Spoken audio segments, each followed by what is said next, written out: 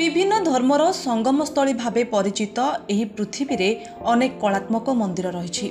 एही सबु मंदिरर सौंदर्य अतुलनीय।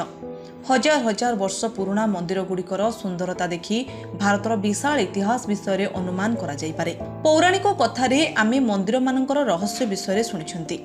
अनेक रहस्य को विज्ञान समाधान करे, किंतु किछि एपरि रहस्य रहिछि जहा विषय केही किछि जानती नहीं। सेठारे विज्ञान नुहे केवल विश्वास ही करा जाई पारे। आज आमे आपनको भारतर एपरि एक मंदिर विषय कहबाकू जाउछु जहा रहस्य रे परिपूर्ण। मंदिरर नांटी हेला कक्कर मठ मंदिर एवं एहाकू भूतमानंकर मंदिर बोली मध्य कुहा जाय। तेबे महादेव को समर्पित एही मंदिर को काहेकि भूतंक मंदिर बोली कुहा जाय, आसंतु जानिबा। मध्य प्रदेशर मोरेनारे अवस्थित काकन मठ मंदिरर रहस्य जेते प्राचीन सेते रोचकपूर्ण। आजिर समय रे मंदिरटी भग्न अवस्था अछि। आपण मंदिर रे मूर्ति देखिबाकू पाइबे, किंतु भंगा अवस्था जराजीर्ण होइतबा एही मूर्ति गुड़िकर अवशेष ग्वालियर एक संग्रहालय रे संग्रहित होइछि। रोचकपूर्ण कथा हेउछि मंदिरर भग्न अवस्था थिले मध्य एठारु श्रद्धालु पूजा करिबा पई छुटी आसंती। मंदिर को जदि भलरे देखिबे प्रवेश करिबा मात्रे भांगी गला भली अनुभव हेबो, किंतु हजार हजार वर्ष धरी मंदिर सेमिति छेड़ा होइछि।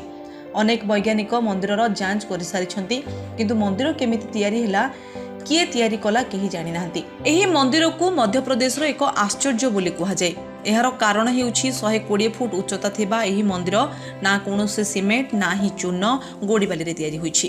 पत्थर उपरे पत्थर रखी संपूर्ण मंदिर को तयारी करा जायछि, जहाको बड़ बड़ झड़ मध्य हलाई परिबो नाही। एहार आखपाखरे थिबा समस्त मंदिर नष्ट होई जाइथिबा बेले एही मंदिर उपरे एजाय कोनोसी आंच आसिनी। लोके कुहंती एही मंदिर भूत मानक द्वारा तयारी करा जायछि। कुहा जाय जे भगवान शिवं को समर्पित एही मंदिर को भूत माने तयारी करिथिले, जहा पुणी मात्र गोटिए रातिरे, किंतु सकाळ हेबा बेलकू मंदिर अधा रहिगला। आश्चर्यकर कथा हेउछि मंदिर रे व्यवहृत होइतिबा पत्थर आखपाखरे 300 किलोमीटर पर्यंत केउठी देखा जाय नहीं। ताहाले एते पत्थर आसिला केउठू, आनिला किए एवं केमिति तयारी कला ताहा आज भी रहस्य घेରରେ रहिछि।